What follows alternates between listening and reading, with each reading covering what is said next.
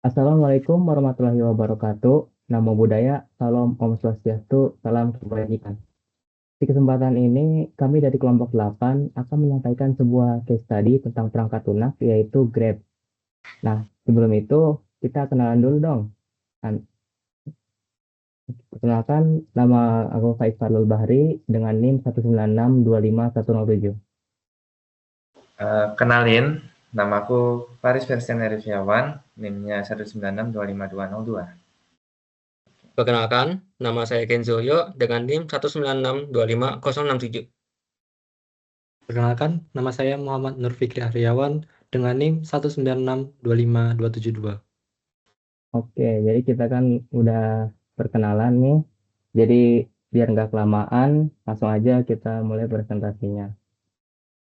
About Grab. Apa itu Grab? Grab itu sebuah aplikasi super atau super aplikasi asal Singapura yang menyediakan berbagai kebutuhan, mulai dari transportasi seperti GrabCar dan GrabBike, makanan yaitu GrabFood, pengiriman Grab Express, pembelian GrabMart, pusat dan tagihan, dan lain sebagainya. Nah, untuk selanjutannya adalah analisis kesesuaian dengan 10 prinsip desain yang akan disampaikan oleh rekan saya. Pertama adalah visibility of system status. Pengguna bisa melihat status pesanannya. Yang kedua, match between system and real words. Pengguna mengetahui secara intuitif mengenai berbagai bagian di aplikasi karena Grab menyertai gambar dan bahasa yang familiar dengan kehidupan kita sehari-hari. Yang selanjutnya adalah user control and freedom. Pengguna memiliki kebebasan dan kontrol penuh terhadap tindakan mereka, seperti dalam pemesanan, memberi review, atau membatalkan sesuatu pesanan. Selanjutnya ada konsistensi and standards. Yang selanjutnya ada konsistensi dan standards. Ketika memesan, pengguna akan langsung menemui menu pencarian yang digunakan untuk menentukan lokasi tujuan, makanan, dan sebagainya. Hal ini juga mirip atau konsisten dengan aplikasi ojek online lainnya, sehingga pengguna tidak kesulitan ketika berpindah aplikasi. Baik, saya akan melanjutkan bagian nomor 5 sampai nomor 10. Nah, yang nomor 5 ini itu adalah error prevention. Bagi saya, ini prinsipnya kurang sesuai di aplikasi Grab atau perangkat lunak Grab, karena ketika saya mengklik tombol book ini pada aplikasi setelah saya memesan, dia langsung saja ke bagian menu ini nih. Tidak ada konfirmasi atau apa. Tidak ada konfirmasi atau pertanyaan seperti apakah tujuan dan titik jemput kamu sudah benar atau tidak. Nah, menurut saya ini pastinya kurang dan saran saya ini bisa ditambahkan di aplikasi Grab seperti menu konfirmasi begitu.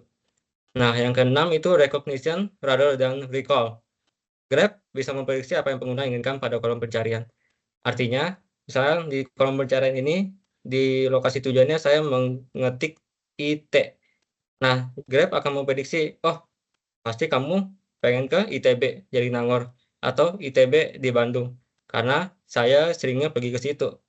Kemudian, di menu makanan, ketika saya ngetik BUR, nah, yang bakal keluar itu burger, karena kemungkinan besar pasti burger yang itu akan saya pesan, atau Burger King atau McDonald dan lain-lainnya, hal yang berkaitan dengan burger.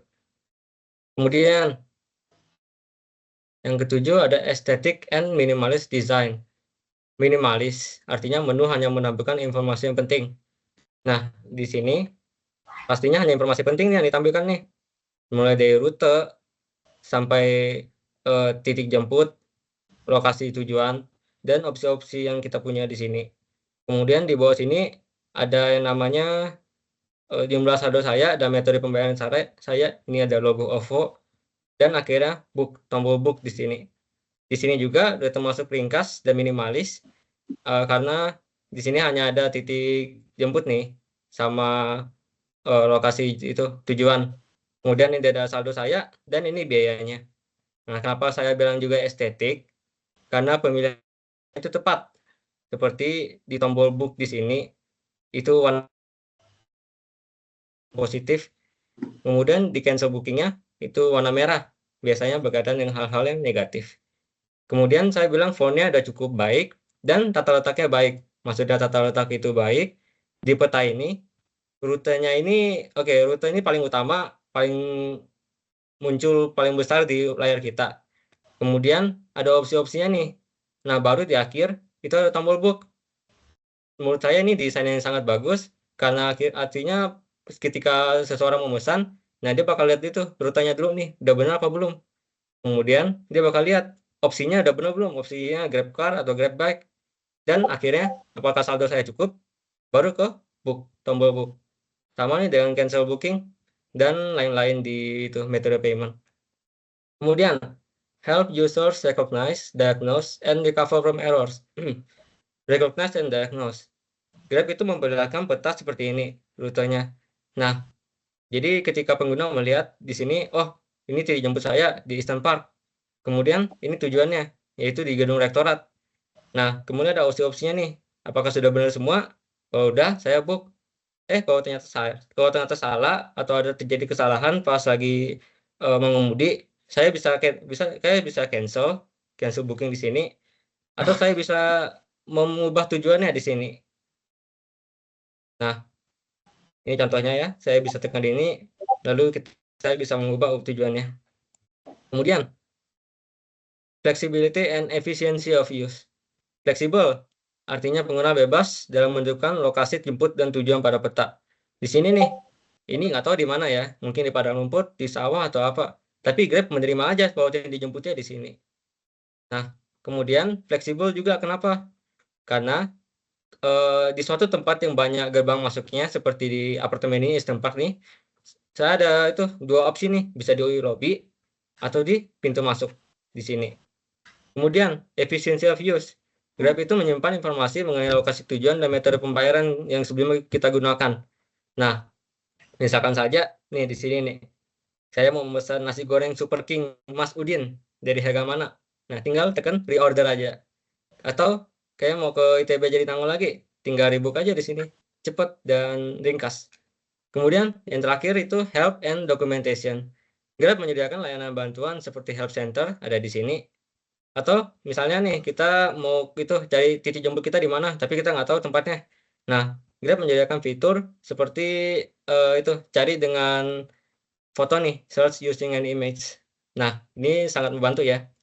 Itu saja bagian dari saya. Selanjutnya akan dilanjutkan oleh rekan saya. Oke. Jadi di sini, di kelompok ini aku yang mewakilin buat menganalisis user experience-nya. Nah, user experience sendiri itu adalah pengalaman pengguna ya. Jadi maksudnya ketika pengguna itu menggunakan sebuah aplikasi atau website gitu, mereka itu bakalan berinteraksi dengan aplikasi atau website tersebut gitu. Dan dari interaksi tersebut muncul sebuah pengalaman, baik itu positif maupun negatif. Jujur aja ya, lebih banyak pengalaman negatif yang aku dapetin ketika menggunakan Grab gitu. Jadi tapi kita mulai dari positifnya dulu aja. Seperti yang udah dijelasin di awal, pengalaman positif yang aku dapetin pas aku pakai Grab, kita ini dapat melihat kondisi lalu lintas saat pesan tumpangan gitu. Jadi bisa lihat di sini, kita itu tampilan itu kayak Google Maps gitu loh. Jadi kayak di Google Maps itu kan ada tampilan trafficnya gitu ya. Jadi ada yang warna hijau, ada warna kuning, ada warna merah gitu. Nah, desain tersebut itu juga direfleksikan juga di Grab gitu. Jadi aku menganggap ini sebagai desain yang bagus. Selain itu kita itu juga bisa menjadwalkan pesanan gitu. Jadi kalau misal kita secara pribadi sih aku belum nyoba fitur ini, tapi bagus aja Grab menyediakan fitur ini gitu. Sebenarnya aku nggak punya screenshot ini, cuman aku pengen nyebutin Grab itu nampilin estimasi waktu tiba baik di aplikasinya maupun di persistent notification. Jadi persistent notification itu tuh kayak notifikasi yang muncul terus gitu. Jadi kalau kita udah mesen, Grab itu bakalan ngirim kita notifikasi gitu. Oh, tempat drivernya lagi ada di mana gitu. Habis itu estimasi waktu tibanya di mana gitu. Sekarang ke bagian negatifnya. Yang pertama, timbal balik atau feedback dari Grab itu sendiri agak lambat. Jujur aja, HP ku itu agak low end gitu pas aku pakai Grab di HP ku itu dianya agak nge-lag gitu. Jadi dibandingin dengan apa ya contohnya aplikasi-aplikasi dari Google gitu. Aplikasi-aplikasi dari Google itu cenderung lebih lancar bahkan kalau dipakai di HP ku yang agak kentang itu. Jadi semoga aja Grab memperbaiki performance-nya mereka gitu. Yang kedua ada iklan. Ini jujur kita semua nggak suka ini kan. Nambahin kalau istilahnya itu visual clutter gitu. Visualnya itu jadi agak berantakan gitu loh kalau ada iklan. Oke, jadi fitur-fitur yang menurutku ya itu agak nggak penting gitu, tapi mereka disajikan sama fitur-fitur utamanya Grab. Jadi misal di sini ya bisa lihat fitur utamanya Grab. Jadi kita bisa pesan motor, kita bisa pesan makan, minum, kita bisa pesan mobil, kita bisa ngirim barang. Tapi di bawah sini itu ada beberapa fitur yang nggak penting gitu loh. Jadi kayak Mart atau beli pulsa gitu kan, atau ya ini ada pinjaman juga ya kan, kayak ya non esensial gitu. Jadi menurutku mending Grab itu memangkas fitur-fitur yang nggak penting ini, walaupun namanya super app ya. Jadi jujur aja aku nggak suka model super app kayak gini karena aku itu lebih suka kalau setiap aplikasi itu ada kegunaannya masing-masing gitu. Jadi misal Grab buat mesen ojol atau OVO buat bayar pakai kris. Pokoknya setiap aplikasi itu ada kegunaannya masing-masing. Berbeda dengan super app ini yang kegunaannya itu langsung ditimpa jadi satu gitu loh. Dari beberapa kegunaan disatukan dalam satu M gitu. Jujur aku kurang suka itu. Kebanyakan notifikasi yang dikirim berisi pesan-pesan promosi. Jadi di Grab itu kan ada menu buat ngelihat notifikasi tuh. Jadi pas kita mesen tumpangan atau mesen makan gitu, Grab itu ngirim notifikasi kan. Nah, pas aku lihat halaman notifikasinya itu, aku agak kaget soalnya ternyata yang paling banyak muncul itu bukan notifikasi dari kegiatan-kegiatan seperti itu. Jadi yang paling banyak itu kayak promosi diskon apalah gitu. Jujur itu agak membuat aku bingung gitu. Kenapa ada banyak promosi gitu yang aku terima gitu. Walaupun di setelannya sendiri ada setelan buat ngurangin notifikasi promosi, tapi kayaknya itu nggak terlalu berguna sih. Itu juga salah satu minusnya ya. Kemudian di laman historinya, jadi setiap kita mesen itu pesanan kita itu bakal tercatat di activity kalau nggak salah nama halamannya. Jadi di activity itu ada kayak di tanggal ini kita pesan ojol, di tanggal ini kita pesan makan gitu. Dan ketika aku ngelihat desain tampilannya ya, menurutku kurang optimal aja sih. Jadi salah satu saranku itu adalah tampilannya itu dirubah jadi kayak timeline gitu, timeline dan mungkin juga pakai filter gitu. Filter kayak mungkin sudah ada ya, cuman aku nggak lupa, cuman kayaknya nggak ada deh filter buat kayak per bulan atau per hari gitu. Oh ya, dan juga laman history ini kalau kalian pencet profil gitu, profil kalian di halaman utama gitu, atau jangan profil deh, PFP kalian di halaman utama itu kan nanti kan kalian diarahin ke halaman profilnya kan. Nah, di sana aku itu nemuin tampilan yang sama kayak di halaman activity yang kayak begini gitu loh. Jadi ada duplikasi di situ dan itu ya jujur nggak optimal aja gitu. Gitu.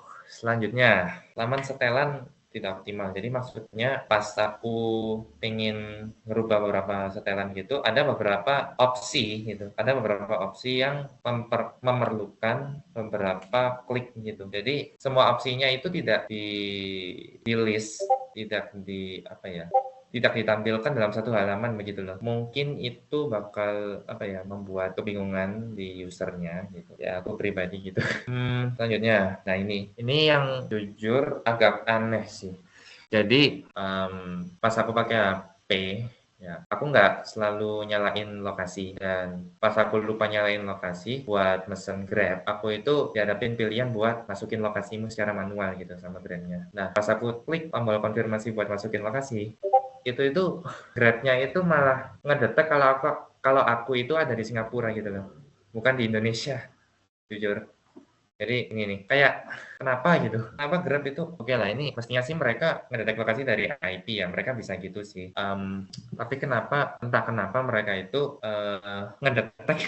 ngedetek aku itu di Singapura gitu. Jadi ya itu kurang optimal juga. Terus yang terakhir, aku kan langganan Grab Unlimited ya, dan aku pernah kepikiran buat ngebatalin gitu. Atau misal aku pengen ngebatalin deh gitu. Misal aku pengen ngebatalin langgananku itu. Aku mencet tombol profil buat nyari settingannya kan.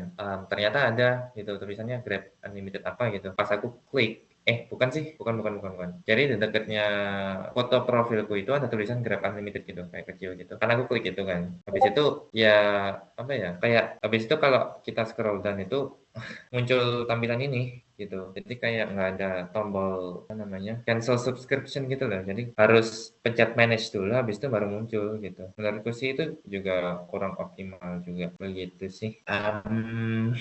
Oke.